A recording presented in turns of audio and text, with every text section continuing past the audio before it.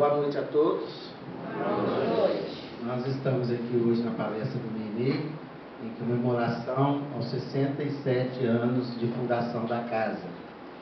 E é uma alegria muito grande poder estar compartilhando com todos vocês essa vivência que foi o Grupo Meimei nesta casa de oração, que até hoje realiza esses trabalhos de atendimento fraterno aos sofredores, tanto encarnados quanto desencarnados.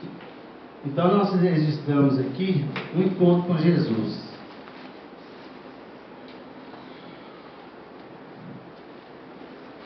Bom, aqui a gente começa com o guia espiritual do Chico, Emmanuel, que em conversa com o Chico, ele escreve o seguinte: algum dia, Deus não permitir, falar-vos-ei do orgulhoso patrício Publio-Lentulus, a fim de que algo aprenderes com as dolorosas experiências de uma alma indiferente e ingrata. Esperemos o tempo e a permissão de Jesus. E pouco tempo depois, Chico recebe o livro Há 2000 anos, que é um livro bem conhecido, no nosso meio espírita. É um romance em forma de romance, e que traz a história de Publio-Lentulus, que naquela época seria o nosso Emmanuel. Então é uma história do encontro com Jesus. O Publio-Lentulus, um senador romano, naquela perseguição a Jesus, ele teve a oportunidade de ter esse primeiro contato com Jesus, na descrição física de Jesus e da Virgem Maria, a Maria de Nazaré. Ele narra para o Duque de Cesareia. Esta é uma carta, não é espírita, que é contida no livro, mas é um documento histórico. E posteriormente, pela doença da filha, ele tem um encontro com Jesus às escondidas, para que Jesus pudesse promover a cura da sua filha. E o que acontece? Jesus fala: você pode me seguir agora ou daqui a milênios. Então a escolha do senador foi para depois. Aí houve um trabalho árduo para ele chegar na condição desse espírito de luz que é Emmanuel. Então nós vamos ver o Emmanuel. Ele teve várias reencarnações após essa de Publio-Lentulus.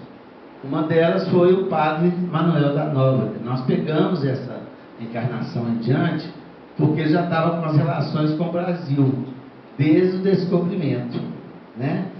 O padre Manuel da Nóbrega chega ao Brasil com Tomé de Souza em 1549 para fundar a cidade de São Salvador. Ele viveu de 1513 até 1570, encarnou 53 anos. A história nos conta o trabalho do padre Manuel da Nóbrega na evangelização na terra do Cruzeiro, na terra nascente. Então ali já começa uma tarefa mais voltada para o Brasil. Bom, nós vamos ver depois desse episódio. Todo mundo conhece a mensagem de Emmanuel no Evangelho segundo o Espiritismo, datado de 1861. Margarida conhece.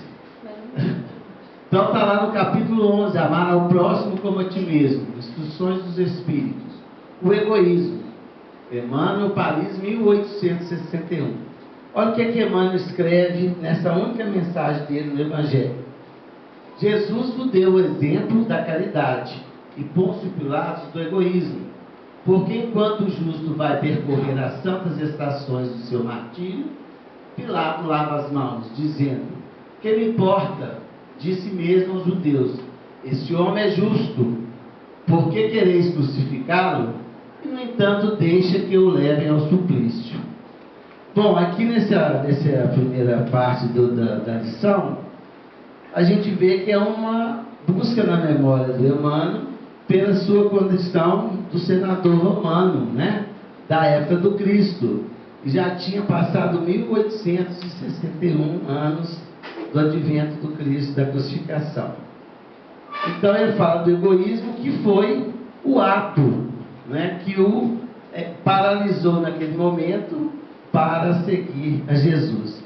E o que é isso, né? O egoísmo é o que nós devemos combater até hoje para não dificultar a nossa caminhada.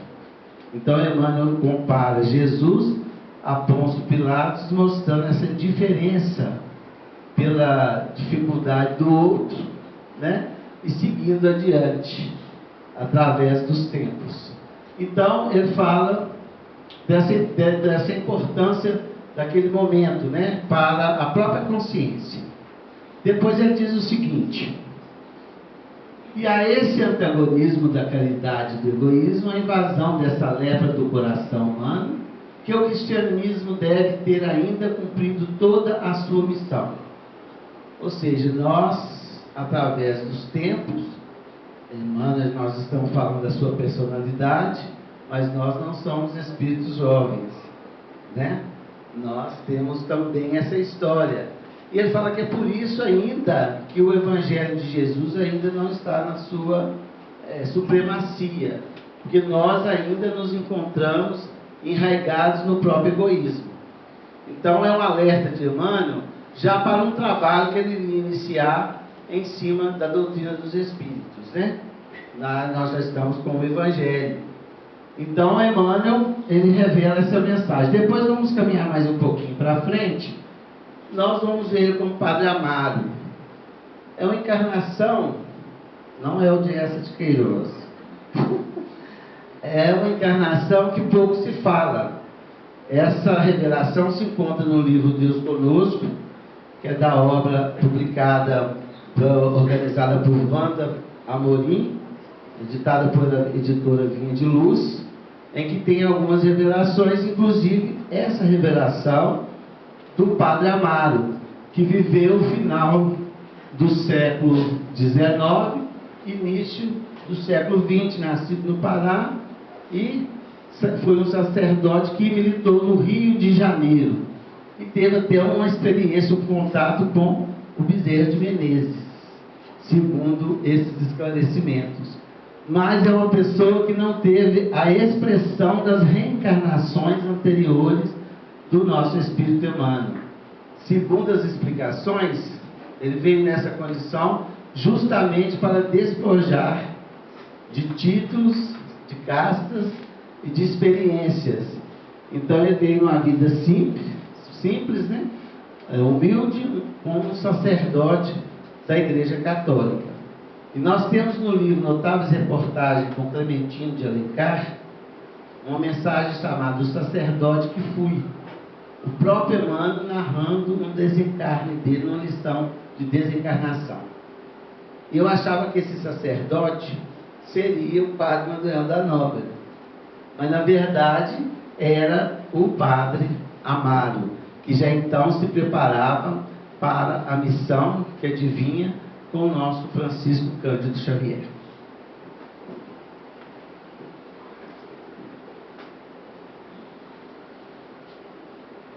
Bom, gente, nós sabemos da trajetória de Emmanuel com Chico, que inicia em 1931, né, com a sua aparição, ou sua presença diante de Chico, no açude aqui em Pedro Leopoldo, e que lhe anuncia a sua missão, né, de trabalho com muita disciplina. Depois disso, já Chico trabalhando no Luiz Gonzaga, Chico trabalhando na Fazenda Modelo, Chico psicografando, né? E em 1950 se inaugura a nova sede do Centro Espírita Luiz Gonzaga. E onde se realizavam as reuniões, né, ficou liberado. É a casa da senhora, sua mãe, né, Bíblia? E o Meimei surgiu naquela casa, devido à necessidade encontrada pelos espíritos, orientados pelo Emmanuel, para que se iniciasse um trabalho de atendimento em reuniões íntimas da mediunidade.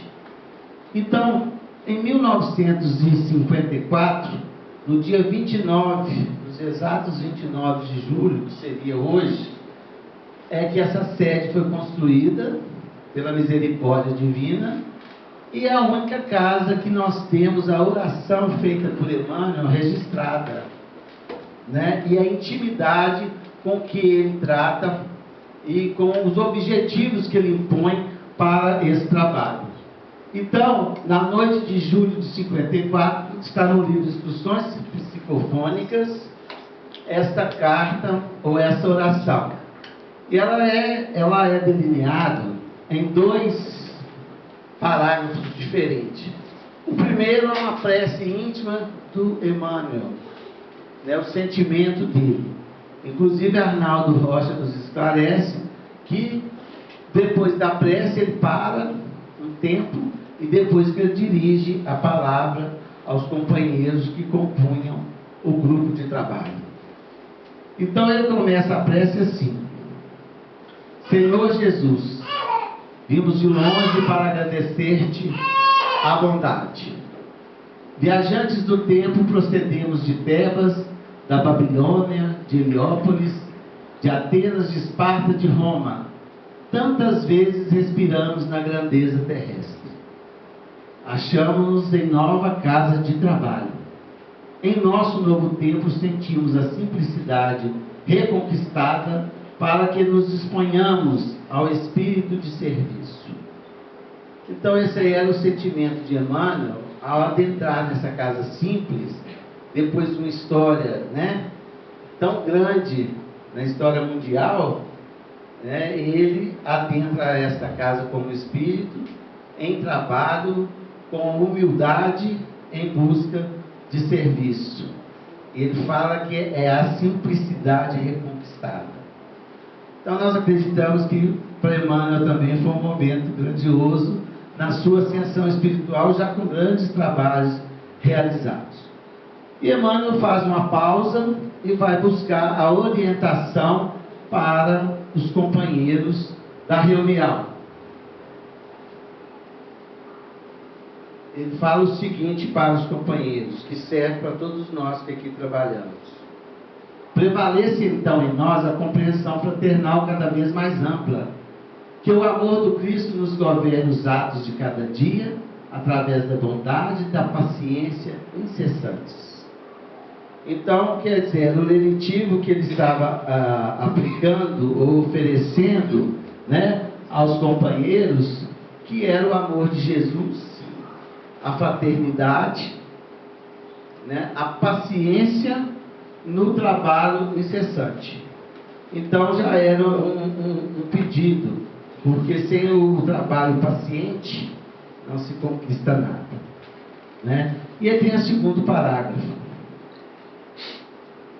convosco temos aprendido a alegria de confiar e servir, e nas zonas escuras ou claras, agradáveis ou difíceis, temos sido ao vosso lado não o orientador que nunca fomos, mas sim o companheiro, o irmão que podemos ser.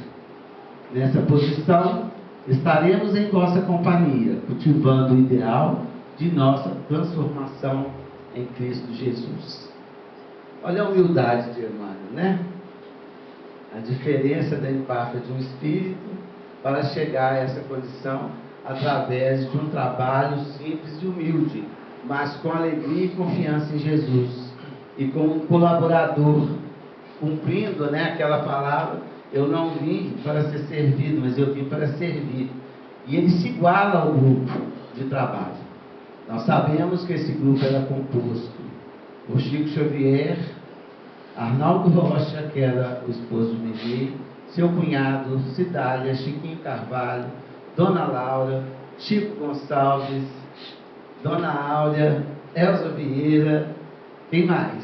Lucila, Pachequinho, que eram os familiares. Então era um grupo íntimo de trabalho, amigos fraternais, porque para um trabalho de desobsessão, né, é necessário essa fraternidade para que a gente crie um ambiente favorável de socorro.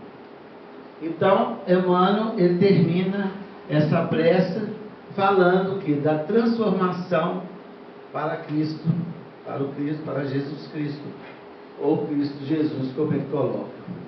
Então essa prece, ela é um trecho só apenas. Eu recomendo a todos que deem uma lida e sintam o que é uma orientação do mentor, né, no início de um trabalho que vinha a socorrer a muitos encarnados e desencarnados que passavam perante eles, né? E eles criaram então essa sala de enfermaria, né? Ou de cirurgia para que pudesse ser atendido. Alguém gostaria de perguntar ou falar alguma coisa, gente? Quando ele aparece no livro Renúncia, ele era o padre que confessava Alcione. Ele era o padre Damiano, né? Isso. Ele também foi, mas não foi no Brasil, né? É por isso que eu não coloquei. O padre Damiano também foi uma das encarnações do Emmanuel. Então, como foi orientado a reunião de desobsessão? Socorro aos desencarnados por meio de esclarecimento e socorro e consolo, visando o benefício das entidades conturbadas e sofredoras, ficando minutos finais das reuniões dedicadas à palavra direta dos instrutores e dos benfeitores espirituais pela psicofonia, apresentando lições edificantes de amigos, relatos comoventes de irmãos recuperados e elucidações de caráter científico, filosófico e religioso. Olha o objetivo da reunião de desobsessão, reunião mediúnica, traçado pela orientação dos mentores ao Arnaldo Rocha e Chico no início dessa reunião. Olha ali primeiro. Socorro por esclarecimento e consolo, buscando benefício de entidades conturbadas e sofredoras. Então esse é o objetivo de uma reunião de assistência aos desencarnados. Então, por meio do esclarecimento, por meio do consolo, do acolhimento, visa equilibrar, ajustar as entidades conturbadas e sofredoras. Então, a mediunidade, ela tem uma tarefa mais ampliada nesse sentido, principalmente quando nós olhamos a nossa condição, que é colocada por Emmanuel lá no egoísmo. Nós ainda não temos o Evangelho de Jesus implantados. Então, quando a gente fala em desencarnação, com a nossa mente conturbada, isso nos acompanha. E nós já não temos a experiência física para recuperarmos. Então, a gente fica o quê? Perdidos, enlouquecidos. Então, a reunião de desobsessão ou mediúnica, ela cuida do que? É um refrigério, é uma sensação que o espírito busca para que ele possa despertar no outro plano da vida com propostas renovadas. Né? Seria esse o objetivo, seria esse o socorro. Além de receber instruções dos espíritos superiores no final da reunião, essas instruções elas não são só para os encarnados. Os espíritos permanecem no ambiente e se beneficiam também das lições que são trazidas pelos espíritos superiores, porque são regiões diferentes de vivência desses espíritos. Então aqui é uma reunião de socorro, enquanto também elucida o grupo, né? Como ele fala, em testemunho dos irmãos renovados, tudo é aprendizado. Então a mediunidade, além do socorro, ela visa o aprendizado do homem, olhando a sua experiência na Terra. É viver uma experiência real, sem precisar tê-la em si próprio, se a gente tirar o proveito ou o aprendizado. E o caráter do tríplice aspecto da doutrina espírita, que é científico, filosófico e religioso.